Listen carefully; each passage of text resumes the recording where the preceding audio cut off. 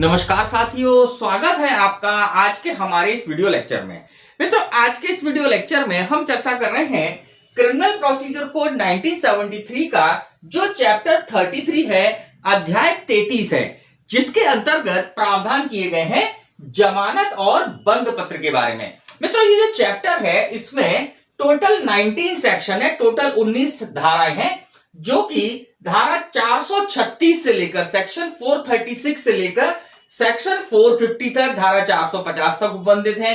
मित्रों, इस चैप्टर के अंतर्गत प्रारंभ में टोटल 15 धाराएं थी, 15 सेक्शन थी, जिन्हें आगे जाकर अमेंडमेंट किया गया। अमेंडमेंट के थ्रू जो है इसमें 4 सेक्शंस और जोड़ दी गई ए बी करके। तो यहां पर अब जो सेक्शन जो हो गई है यह टोटल 19 सेक्शंस हो गई है। मित्रों, इस चैप्टर में जो है दो तरह की व्यवस्थाएं हैं। एक तो जमानत के बारे में प्रावधान है कि भाई बेल कैसे ली जाएगी, बेल कौन दे सकेगा, बेल जो है जमानती अपराध में कैसी होगी, अजमानती अपराध में कैसी होगी, सेशन न्यायालय बेल दे सकता है, हाईकोर्ट बेल दे सकता है। इन सब के बारे में प्रावधान जो है, जमानत के बारे में प्रावधान जो है, यह धारा 436 से लेकर धारा 440 तक की टोटल 7 धाराओं में उपबंधित है, जिसे हमने अध्ययन की दृष्टि से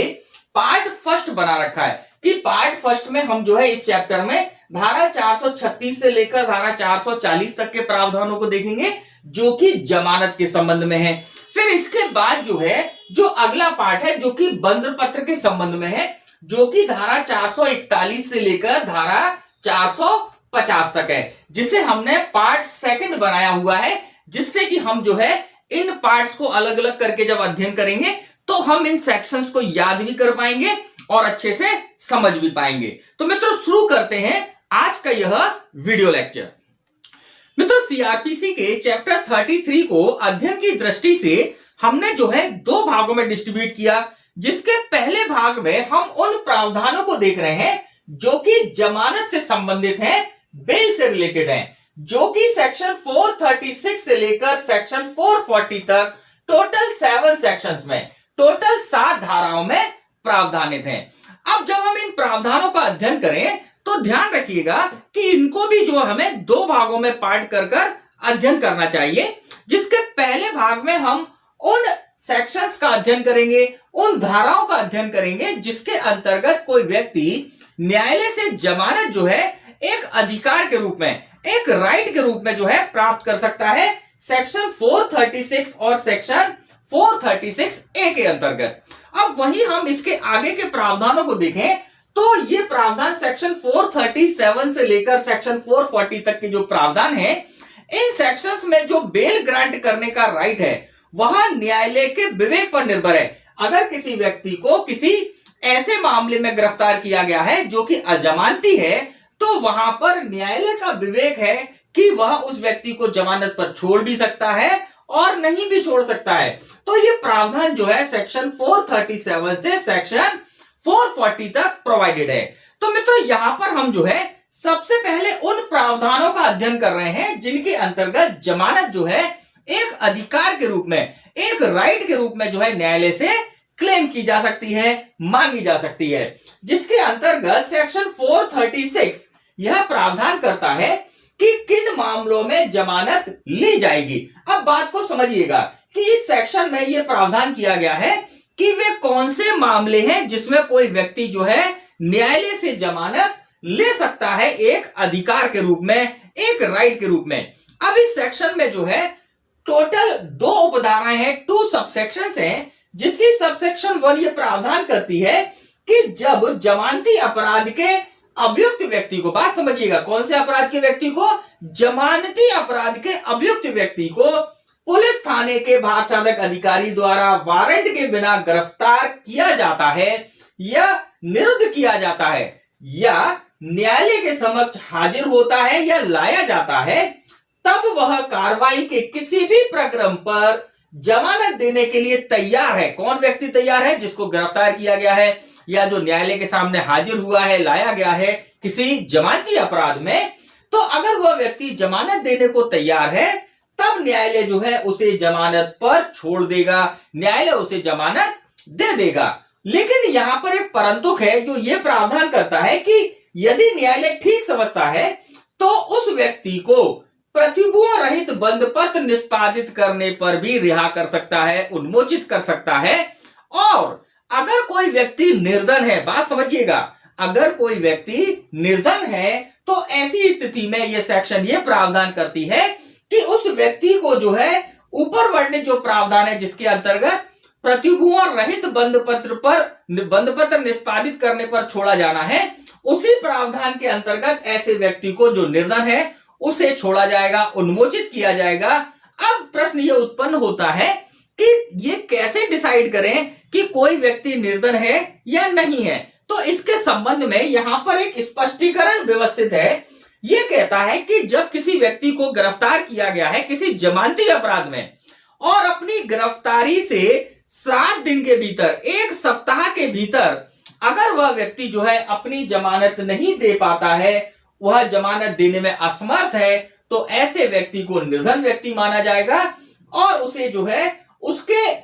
ऐसे बंधपत्र पर जिसके अंतर्गत प्रतिभूओं रहित बंधपत्र है निष्पादित करने पर उसको छोड़ दिया जाएगा, उन्मोचित कर दिया जाएगा। लेकिन यहां पर एक परंतु और भी है। यह प्रावधान करता है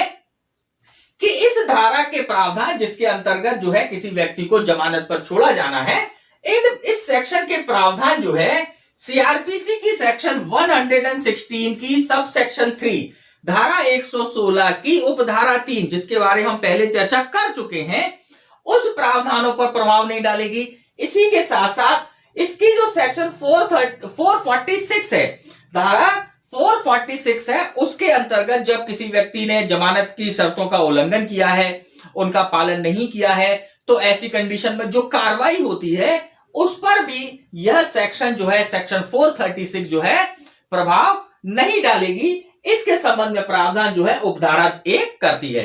अब जो उपधारा 2 है इस सेक्शन की, यह प्रावधान करती है कि अगर किसी व्यक्ति को जमानत पर छोड़ा गया है जमानती अपराध में इस सेक्शन के अंतर्गत और वह व्यक्ति जमानत में जो शर्तें उल्लिखित हैं उनका पालन करने में असफल रहता है, उनका पालन नहीं करता है, तो न्यायालय जो है उस व्यक्ति की जमानत को कैंसिल कर उस व्यक्ति को जमानत पर छोड़ने से इनकार कर सकती है और उस व्यक्ति को धारा 446 सेक्शन 446 के अंतर्गत जमानत भंग करने के संबंध में जो पेनल्टी की कार्रवाई है, जो शास्ति की कार्रवाई है, वह कर सकती है। तो यहां पर सेक्शन 436 के अंतर्गत यह सारे प्रावधान व्यवस्थित हैं, आपको समझ में आ गए होंगे। अब यहां पर एक और इंपॉर्टेंट बात है कि माननीय सर्वोच्च न्यायालय ने अपने विभिन्न निर्णयों में यह सिद्धांत प्रतिपादित किया है कि किसी व्यक्ति को जमानत पर छोड़ना एक नियम है और उस व्यक्ति को जमानत ना देना, उसको जेल कस्टडी में रखना, उसको जो है अभिरक्षा में रखना, यह एक अपवादिक स्थिति है। इस सिद्धांत को जो है हमारी सर्वोच्च न्यायालय ने जो है विभिन्न निर्णयों के द्वारा जो है इस सिद्धांत को प्रतिपादित किया है, जिसके कुछ केसेस हम आपको बता देते हैं। एक केस है मोतीराम वर्सेस मध्य प्रदेश राज्य AIR 1978 SC 1594। इस केस में माननीय सर्वोच्च न्यायालय ने यह निर्देश दिए या यह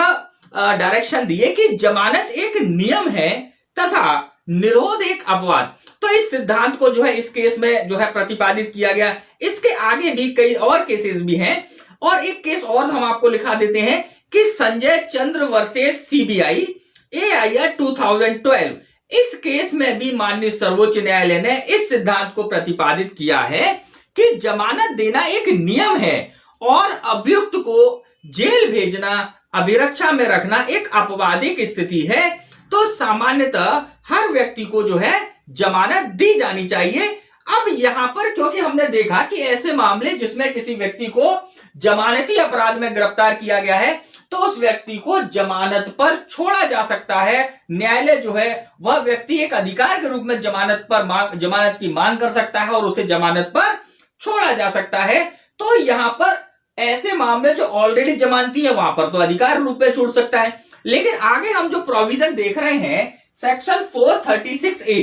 अब ये जो सेक्शन है यह 2005 में जोड़ी गई। अब इसके अंतर्गत यह प्रावधान किया गया है कि जहां पर किसी व्यक्ति को किसी अजमानती अपराध में गिरफ्तार किया गया, बात समझिएगा, अगर जमानती अपराध में गिरफ्तार किया गया होता तो सेक्शन 436 के प्रावधानों में कवर हो जाता और उस व्यक्ति को जो है छोड़ दिया जाता जमानत पर। लेकिन अगर अजमानती अपराध में उस व्यक्ति को गिरफ्तार किया गया है और ऐसा व्यक्ति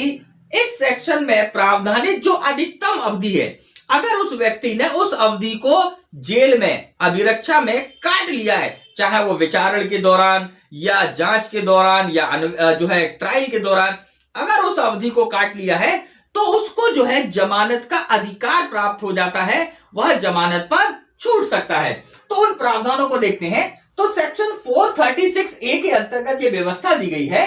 कि अधिकतम अवधि जिसके लिए एक विचाराधीन कैदी निरुद्ध रखा जा सकता है, मतलब एक अंडर ट्रायल पर्सन जो है उसको वह अधिकतम अवधि कितनी है जिसके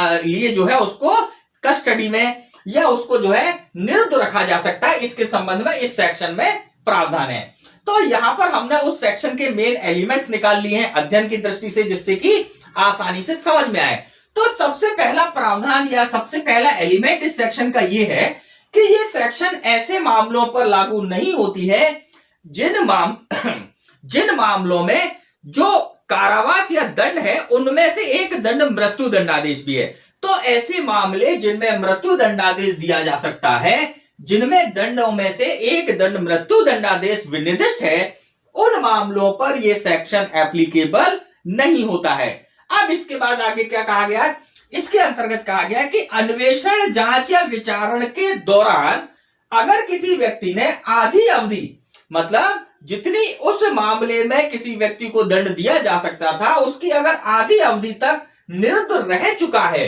तो ऐसी कंडीशन में न्यायालय जो है उस व्यक्ति को निजी बंद पत्र पर, उसके पर्सनल बेल पर या पर्सनल बॉन्ड पर जो है उस व्यक्ति को निर्मुक्त करेगी, उसको छोड़ेगी। लेकिन यहां पर एक परंतु है, ये व्यवस्था करता है कि लोक अभियोजक जो है उसको सुनना होगा, और अगर लोक अभियोजक ऐसे आवेदन को जो कि इस सेक्शन के अंतर्गत आया है, इसका अगर विरोध करते हुए कारण दर्शित करता है, उसका लिखित में कारण देता है और न्यायालय उनको अभिलिखित कर कर यह निर्धारित कर सकता है कि उस व्यक्ति की निरोध की अवधि आगे बढ़ाई जाए या फिर उस व्यक्ति को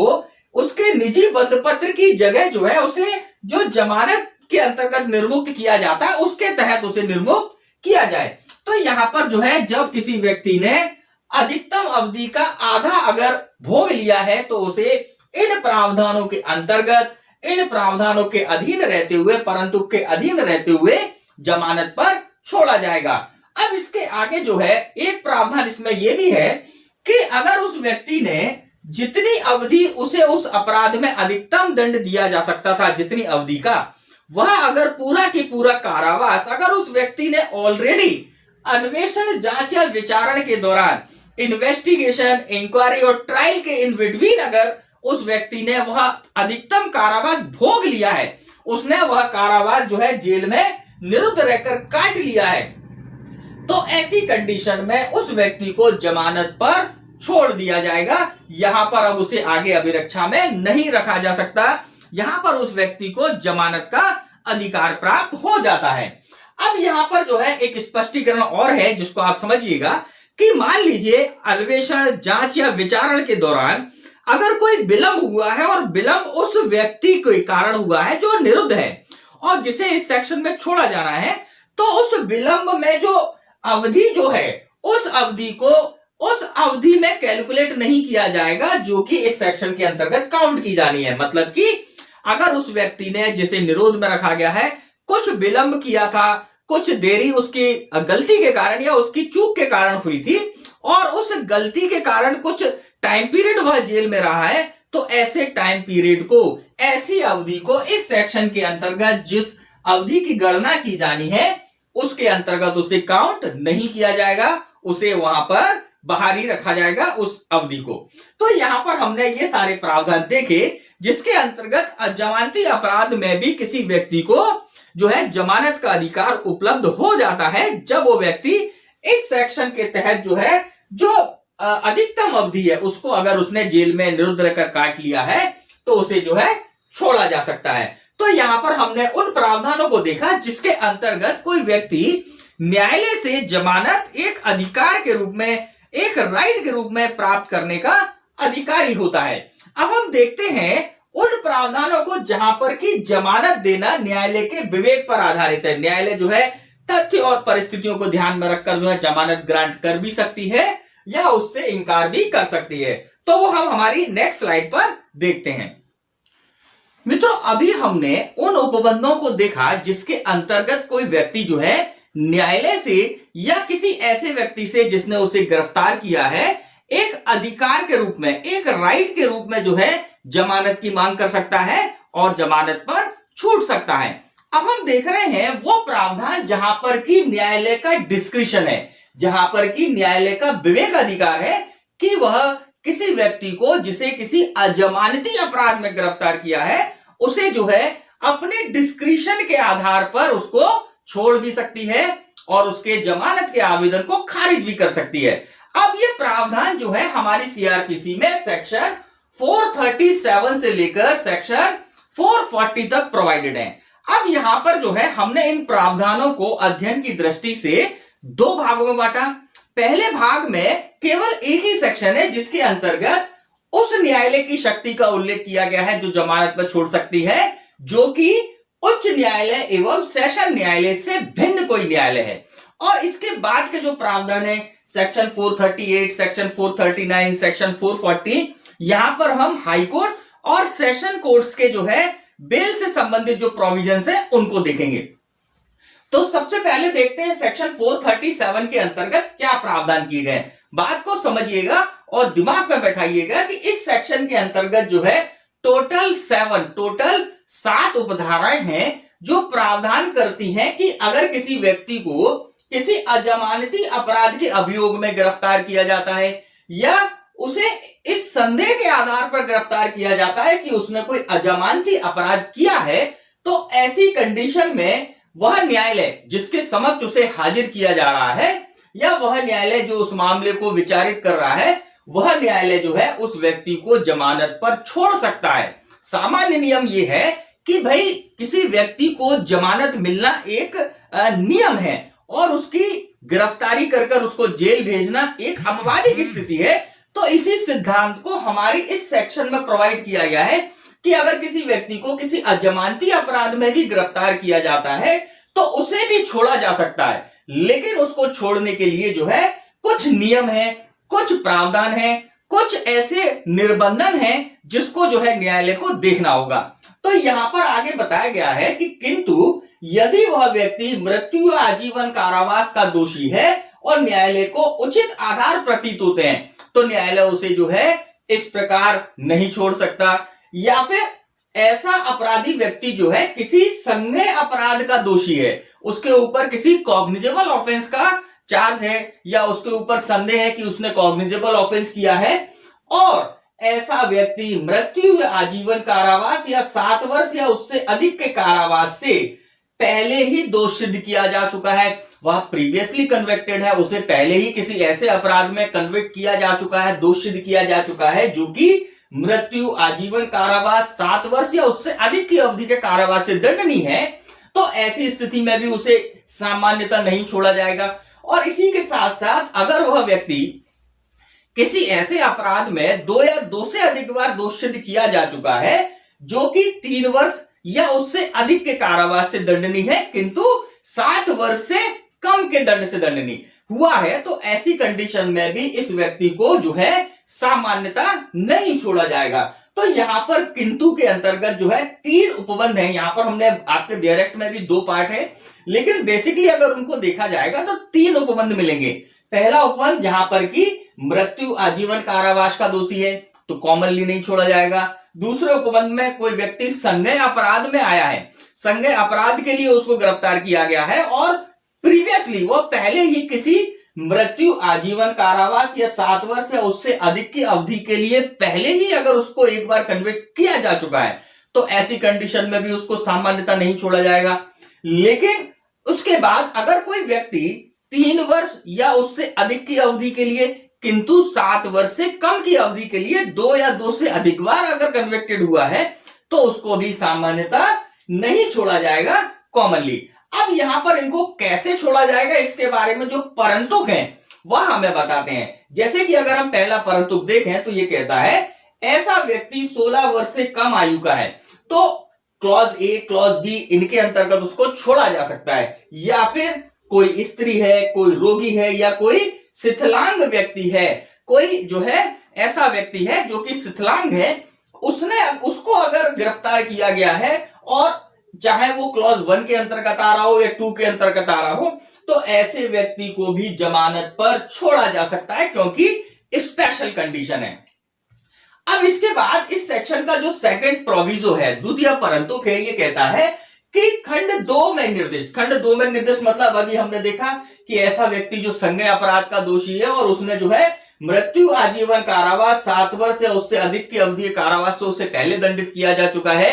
या फिर 3 वर्ष या 3 वर्ष से अधिक की अवधि के लिए किंतु 7 वर्ष से कम की अवधि के लिए उसे जो है 2 या 2 से अधिक बार दंडित किया जा चुका है, दोषित किया जा चुका है, तो उस खंड के अंतर्गत खंड 2 में निर्दिष्ट व्यक्ति विशेष कारणों से न्यायालय अगर उचित समझता है या न्यायोचित समझता है तो उसे जमानत पर छोड़ा जा सकता है। तात्पर्य यह है कि किसी व्यक्ति को जमानत पर छोड़ा जाना एक नियम है। तो यहां पर यह प्रावधान किए गए हैं कि अगर कोई उचित कारण है, न्यायोचित कारण है, न्यायालय को प्रतीत होता है कि छोड़ देना चाहिए, तो न्यायालय जो है ऐसे व्यक्ति को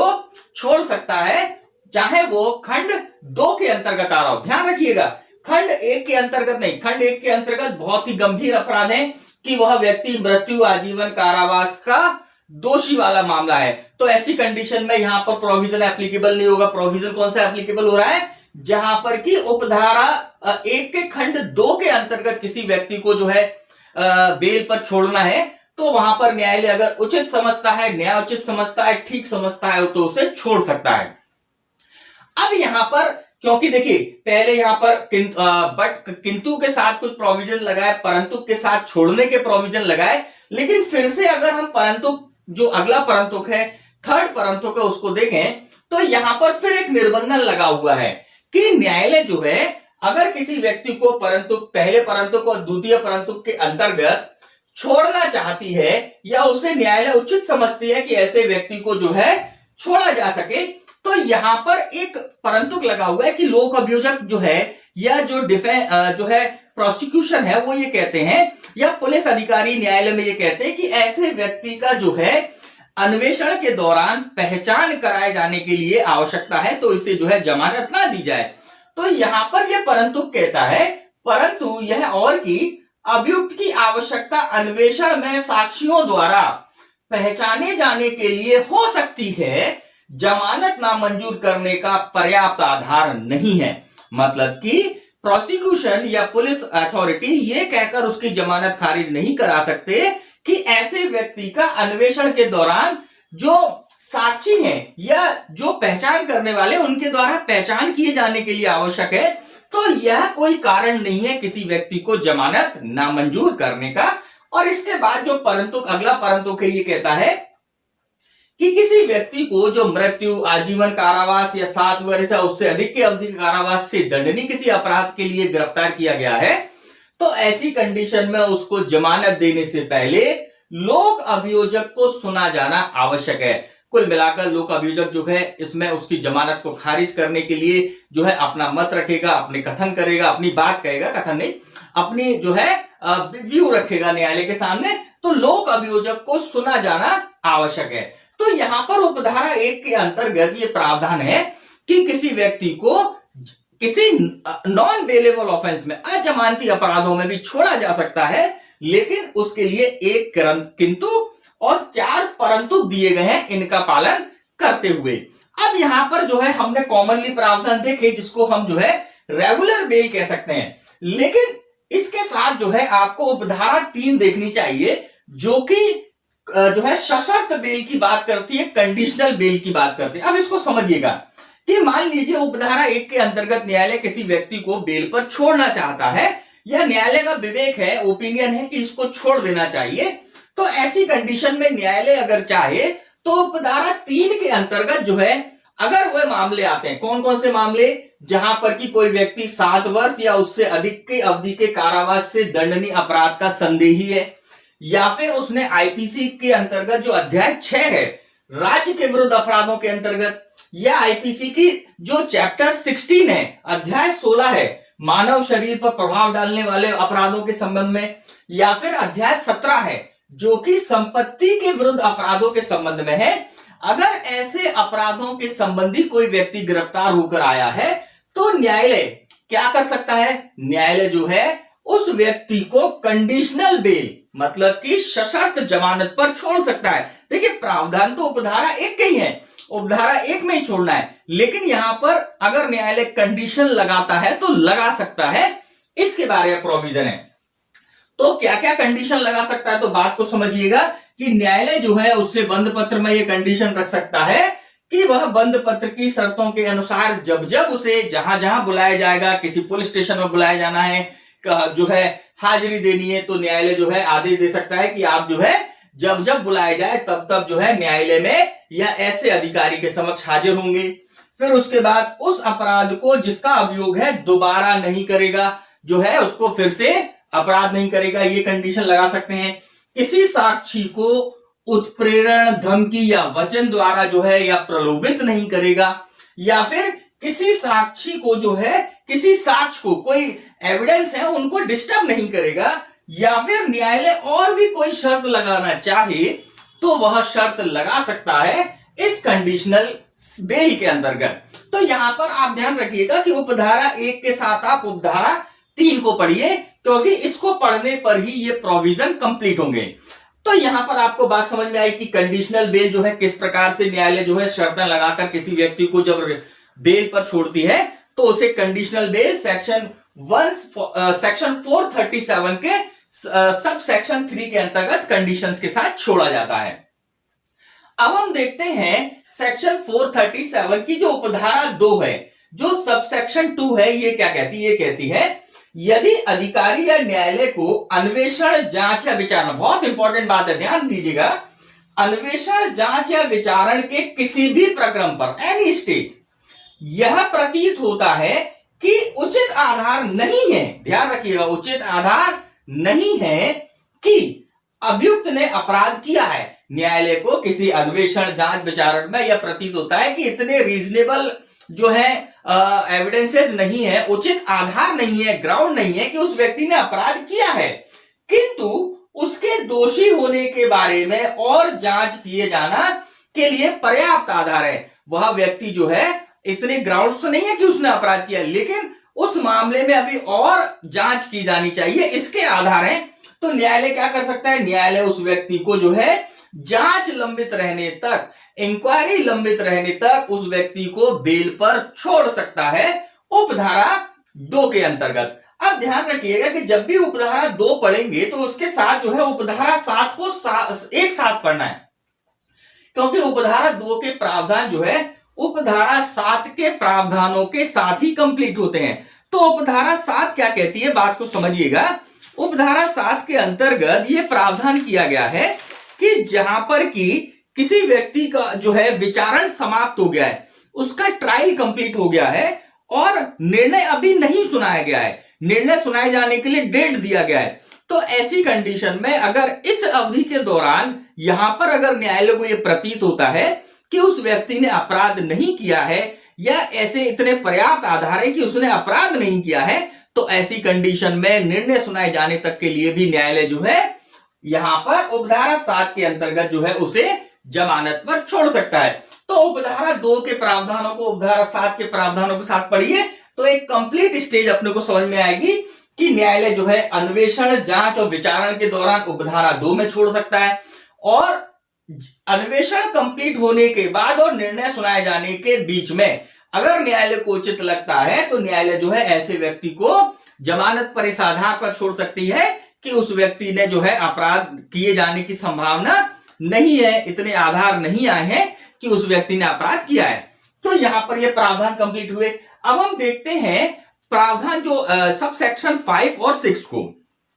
सब सेक्शन 5 क्या प्रावधान करती है, हम मोटे रूप में आपको बता रहे हैं कि सब सेक्शन 5 में यह प्रावधान है, उपधारा 5 में यह प्रावधान है कि अगर न्यायालय ने किसी व्यक्ति को बेल पर छोड़ा है, जमानत पर छोड़ा है, तो उस व्यक्ति की जमानत जो है खारिज की जा सकती, खारिज ना बोले कि उसको जो है जमानत वापस ली जा सकती है, जमानत जो उसको प्रदान की गई है उसको निरस्त किया जा सकता है और वापस उस व्यक्ति को गिरफ्तार किया जा सकता है। यह उपधारा 5वां प्रावधान है।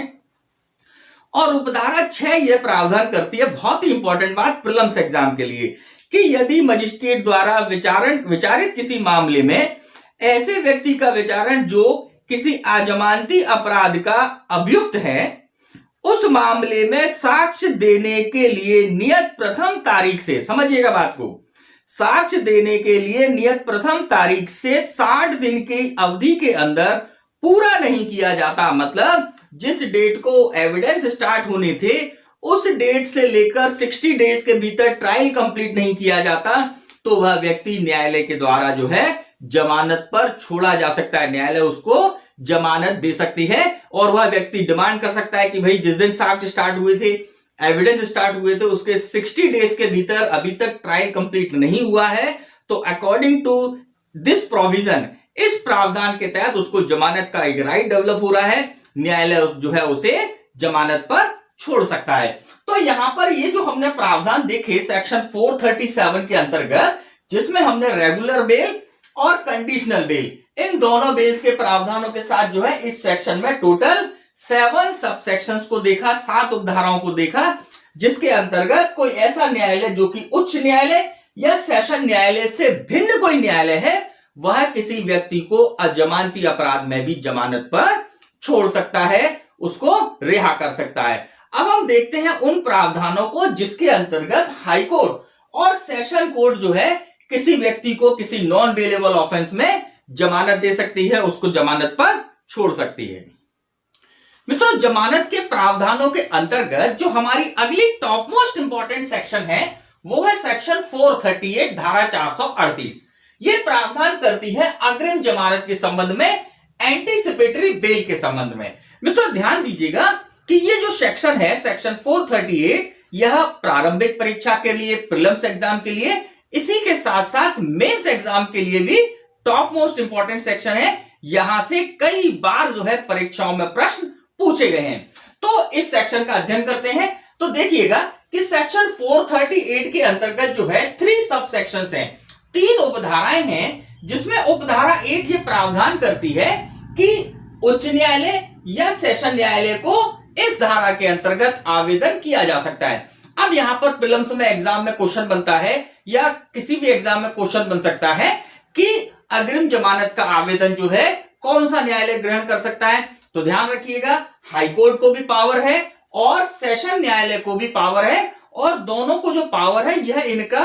ओरिजिनल जुरिडिक्शन के अंतर्गत यह शक्ति धारण करते हैं। अब इसके बाद जो इसमें जो दूसरा मेन पॉइंट है वो ये है कि इस सेक्शन के अंतर्गत जब आवेदन किया जाएगा तो वह अजमानती अपराध में गिरफ्तारी की आशंका होने पर आवेदन किया जाता है। अब यहां पर ध्यान रखिएगा, कई सारे जो है जजमेंट्स में ऑनरेबल सुप्रीम कोर्ट ने यह डिसाइड किया है कि आशंका मात्र से ही जो है इस सेक्शन के अंतर्गत आवेदन नहीं किया जाना चाहिए। यहां पर युक्त आशंका होनी चाहिए। न्यायालय में यह साबित करना होगा, ये बेल एप्लीकेशन में यह बतलाना होगा कि क्यों, किस कारण से यह आशंका है कि उस व्यक्ति को अजमानती अपराध में गिरफ्तार किया जा सकता है। अब यहां पर कुछ इंपॉर्टेंट केस लॉस हैं, उसको भी देख लें। अभी हाल ही में P Chidambaram versus directorate of enforcement के अंतर्गत, मतलब ईडी के अंतर्गत, इस केस के अंतर्गत 5 सितंबर 2019 को, ध्यान रखिएगा 5 सितंबर 2019 को, देखिए पी चिदम्बरम साहब जो है इन्हें मनी लॉन्ड्रिंग के केस के अंतर्गत गिरफ्तार किया गया था और इन्होंने अपनी बेल एप्लीकेशन दायर की जो कि हाईकोर्ट द्वारा खारिज कर दी गई, ऑनरेबल सुप्रीम कोर्ट के पास दायर की। अब वहां पर जो है ऑनरेबल सुप्रीम कोर्ट ने इस सेक्शन के तहत जब ये एप्लीकेशन आया तो ऑनरेबल सुप्रीम कोर्ट ने कहा कि धारा 438 का आवेदन केवल आपवादिक मामलों में ही किया जाना चाहिए, मतलब सामान्यतः इसको जो है नहीं किया जाना चाहिए। बहुत ही स्पेशल कंडीशन हो, बहुत ही आपवादिक स्थिति हो तभी किया जाना चाहिए, जहां आरोपित मामला तंग करने वाला है अथवा आधारहीन है। तो इसमें ग्राउंड भी दिए कि इस सेक्शन के अंतर्गत आवेदन कब किया जाना चाहिए, जहां पर कि जो आरोपित मामला है, जिस मामले में उसकी गिरफ्तारी हो सकती है, जो अजमानती है, उसमें वो मामला अगर तंग करने वाला है या फिर आधारहीन है, जिसमें उसको अनावश्यक रूप से परेशानी हो सकती है, तो ऐसी कंडीशन में इस सेक्शन के तहत आवेदन किया जाना चाहिए और न्यायालय जो है ऐसे आवेदन पर विचार कर सकता है। इस मामले में माननीय सर्वोच्च न्यायालय ने ऐसे आवेदन को खारिज कर दिया था, क्योंकि वहां पर उचित आधार माननीय न्यायालय को नहीं लगा। अब इसके बाद एक और इंपॉर्टेंट केस है, मध्य प्रदेश राज्य वर्सेस रामकृष्ण बलौटिया। 1995 का केस है, बहुत ही इंपॉर्टेंट। इस केस में माननीय सर्वोच्च न्यायालय ने इस बात को स्पष्ट करते हुए कहा कि अग्रिम जमानत का अधिकार संविधान के अनुच्छेद 21 का भाग नहीं है। कोई व्यक्ति न्यायालय से यह कहते हुए बेल नहीं मांग सकता, अग्रिम जमानत का आवेदन दाखिल नहीं कर सकता कि राइट टू लाइफ के अंतर्गत, आर्टिकल 21 के अंतर्गत उसको जीवन का अधिकार है, उसके अंतर्गत उसकी स्वतंत्रता भी है और उसे जो है इंटरिम बेल जो है मिलनी ही चाहिए, उसको जो है एंटीसिपेटरी बेल जो है ग्रांट की जानी चाहिए। तो ऑनरेबल सुप्रीम कोर्ट ने इस केस में बिल्कुल स्पष्ट कह दिया कि आर्टिकल 21 का भाग अग्रिम जमानत नहीं होती है। तो यहां पर यह बात आपको समझ में आई होगी। उपधारा 1 के अंतर्गत क्या कहा गया। अब उपधारा 2 के अंतर्गत ये प्रावधान किए गए हैं कि जब एंटीसिपेटरी बेल ग्रांट की जाएगी, जब अग्रिम जमानत ग्रांट की जाएगी, तो उसमें न्यायालय जो है, हाई कोर्ट या सेशन कोर्ट जो है, यह निम्नलिखित शर्तें लगा सकता है। देखिए बात समझिएगा कि एंटीसिपेटरी बेल एक आपवादिक स्थिति में दी जाती है, तो यहां पर न्यायालय जो है उसमें शर्तें अधिरोपित कर सकता है। क्या क्या शर्तें अधिरोपित कर सकता है। पहला कि पुलिस अधिकारी द्वारा पूछे जाने वाले परिप्रश्नों का उत्तर देने के लिए वह व्यक्ति उपलब्ध रहेगा। जहां पर भी पुलिस अधिकारी बुलाएं वहां पर जाएगा और वहां पर जो है उन प्रश्नों का उत्तर देने के लिए उपलब्ध होगा। इसके बाद अगली शर्त लगाई जा सकती है कि साक्षियों को कोई उत्प्रेरण, धमकी, वचन नहीं देगा। कई बार यह संभावना होती है कि कोई व्यक्ति जो है अपनी स्वतंत्रता का, उसको अगर बेल मिल गई है तो उसकी उस स्वतंत्रता का वो मिसयूज करता है। तो ऐसी कंडीशन में न्यायालय क्या कर सकता है, उससे यह शर्त लगा सकता है कि वह जो है उत्प्रेरण, धमकी या वचन द्वारा ऐसे साक्षियों को प्रभावित नहीं करेगा। इसके बाद न्यायालय की पूर्व अनुज्ञा के बिना भारत नहीं छोड़ेगा, इंडिया के बाहर नहीं जाएगा जब तक कि कोर्ट उसको परमिट ना करे। और भी कोई अन्य शर्तें जो कि सेक्शन 437 के सब क्लॉज 1 मतलब उपधारा 3 है ना, सेक्शन 437 में जो सब सेक्शन 3 है, जिसमें हमने आपको बताया था कंडीशनल बेल, जहां पर न्यायालय कुछ कंडीशंस के साथ जो है बेल ग्रांट करते हैं, तो वही कंडीशन जो है इन बेल्स के अंतर्गत भी लगाई जा सकती हैं। अग्रिम जमानत में भी इस तरह की बेल्स में भी जो है कंडीशंस डाल सकता है न्यायालय इस सेक्शन के अंतर्गत, इस सब क्लॉज के अंतर्गत। उपधारा 3 ये प्रावधान करती है कि जब अग्रिम जमानत का निर्देश दे दिया जाता है तो उसका प्रभाव क्या होगा। बात तो समझिएगा, यहां से भी प्रीलिम्स एग्जाम में क्वेश्चन कई बार आया है। तो प्रभाव क्या होगा, तो देखिएगा, गिरफ्तारी होने पर जमानत पर छोड़ा जाना। उस व्यक्ति को निर्देश तो गिरफ्तारी से पहले ही मिल गए हैं, लेकिन जैसे ही उस व्यक्ति की गिरफ्तारी होगी उस वक्त जो है उसे तुरंत जो है जमानत पर छोड़ दिया जाएगा। अब एग्जाम में क्वेश्चन आता है, क्या अग्रिम जमानत के अंतर्गत किसी व्यक्ति की गिरफ्तारी होती है, तो बात समझिएगा 100% होती है। अगर उस व्यक्ति की गिरफ्तारी ही नहीं होगी तो बेल का क्या मतलब। तो बेल तभी भरी जाएगी तब जब वो व्यक्ति जो है उसकी गिरफ्तारी होगी। तो पुलिस अधिकारी जो है ऑन रिकॉर्ड उसकी गिरफ्तारी करते हैं और उसके बाद क्योंकि ऑनरेबल हाईकोर्ट या जो है सेशन न्यायालय का उसको एंटीसिपेटरी बेल मिल गई है, तो उस बेल के ग्राउंड पर उसको छोड़ दिया जाता है तत्काल। तो यहां पर एक प्रभाव यह है कि गिरफ्तारी होने पर उसको जमानत पर छोड़ दिया जाएगा। और दूसरा प्रभाव यह है कि अगर मजिस्ट्रेट, जिस मजिस्ट्रेट के समक्ष वो मामला आया है और मजिस्ट्रेट को यह लगता है कि उस व्यक्ति की गिरफ्तारी प्रथम बार में ही की जानी चाहिए, तो न्यायालय जो है, क्योंकि उस व्यक्ति को एंटीसिपेटरी बेल मिल गई है, अग्रिम जमानत मिल गई है, तो न्यायालय जो है उस व्यक्ति को गिरफ्तारी करने के लिए जो है जमानती वारंट जारी कर सकता है कि एंटीसिपेटरी बेल के आधार पर जो है इस व्यक्ति को गिरफ्तार कर छोड़ दिया जाए। तो यहां पर जो है इस प्रकार के प्रभाव जो है एंटीसिपेटरी बेल में होते हैं। अब एक प्रश्न यह उत्पन्न होता है कि एक बार किसी व्यक्ति को सेक्शन 438 के अंतर्गत जमानत मिल गई तो क्या ये जमानत जो है पूरे प्रकरण में आखिरी तक उसको जो है इसका लाभ मिलेगा, या फिर जो है उसको जो है फिर से जमानत लेनी पड़ेगी। तो बात को समझिएगा, इस सेक्शन के अंतर्गत ऐसा कोई प्रोविजन नहीं दिया गया है कि ये जो बेल है यह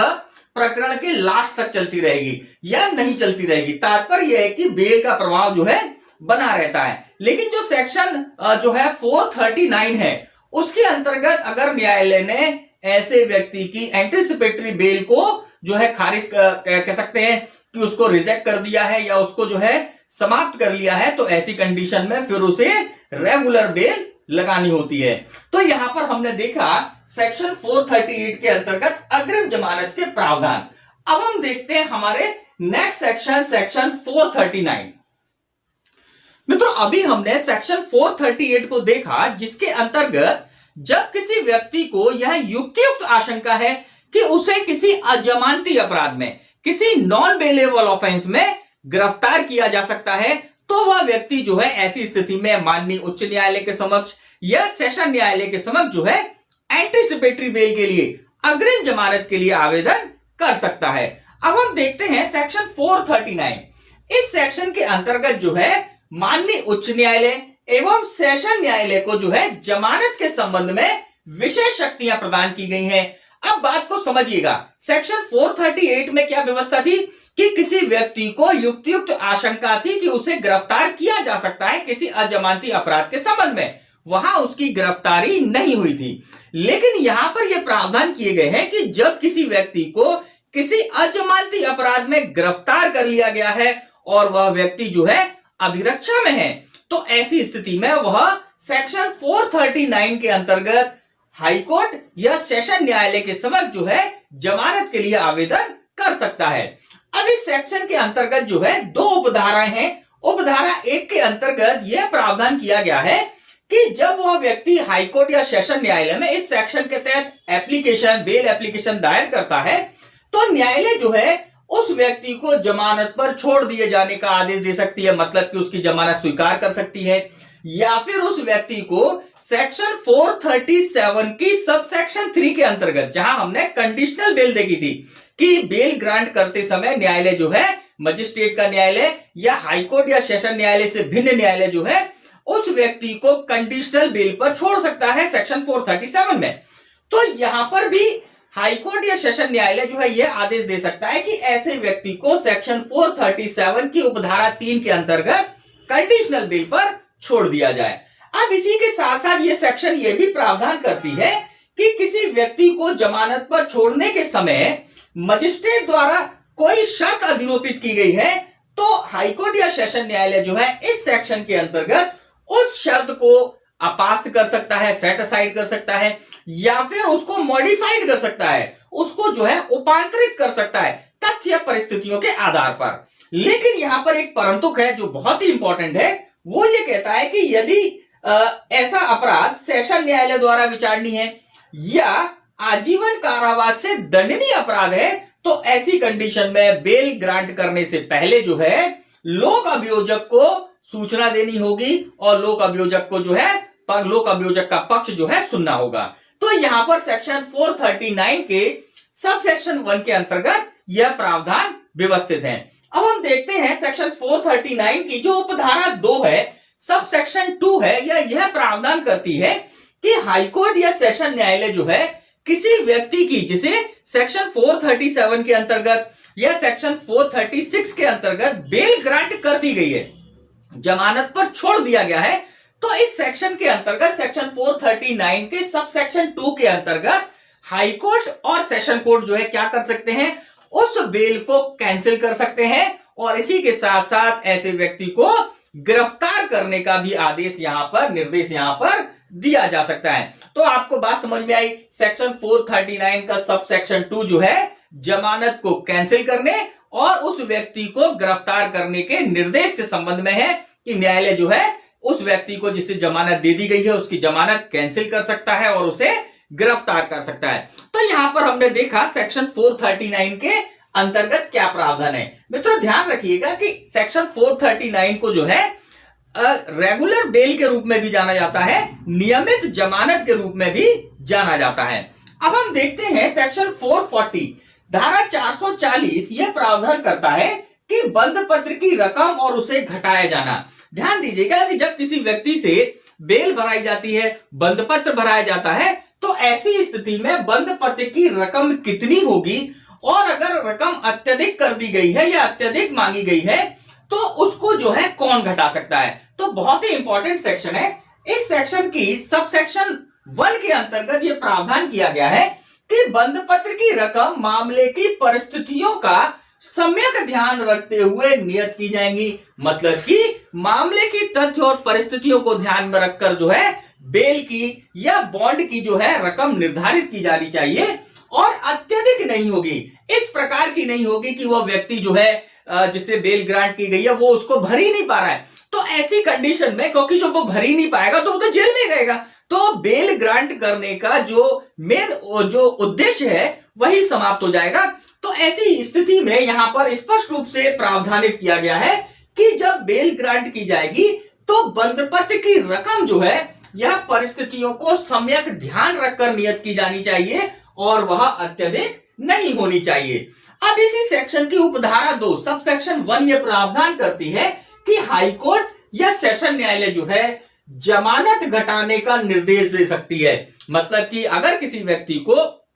अत्यधिक जमानत के लिए निर्देश किया गया है कि वह जो है इतनी जमानत भरे और वो जमानत राशि वो नहीं भर पा रहा है या वो उतरे अमाउंट की जमानत जो है नहीं पेश कर पा रहा है, तो ऐसी स्थिति में हाईकोर्ट या सेशन न्यायालय जो है उस जमानत को घटाने का निर्देश दे सकता है तथ्य और परिस्थितियों के आधार पर। तो यहां पर हमने सेक्शन 440 को देखा। अब एक सेक्शन और इंपॉर्टेंट है जो बच रही है, सेक्शन 437 का। अब ध्यान रखिएगा कि सेक्शन 437 का या सेक्शन 437A 2008 के संशोधन के द्वारा जोड़ी गई है, तो इंपॉर्टेंट है, ध्यान रखिएगा। अब इस सेक्शन में प्रावधान क्या किया गया, बात को समझिएगा। इस सेक्शन में प्रावधान किया गया है कि अगले अपीलीय न्यायालय में अभियुक्त की उपसंजाति होने की अपेक्षा के लिए जमानत, जब कोई ट्रायल कोर्ट जो है किसी मामले का विचारण कर रहा है और विचारण के समाप्त होने के पूर्व उस न्यायालय वो न्यायालय जो है ऐसे व्यक्ति से जमानत भरा सकता है। किस बात के बारे में, कि वह इस मामले में अपील होने पर अपील न्यायालय में हाजिर होगा। इसी के साथ साथ जो है यहां पर अपील न्यायालय के संबंध में भी प्रावधान किए गए हैं कि अपील न्यायालय भी अपील का निस्तारण करने से पूर्व जो है ऐसे व्यक्ति से जमानत भरवा सकती है कि वह व्यक्ति जो है जब सेकंड अपील होगी, जब सीनियर कोर्ट में उच्चतम न्यायालय में जो है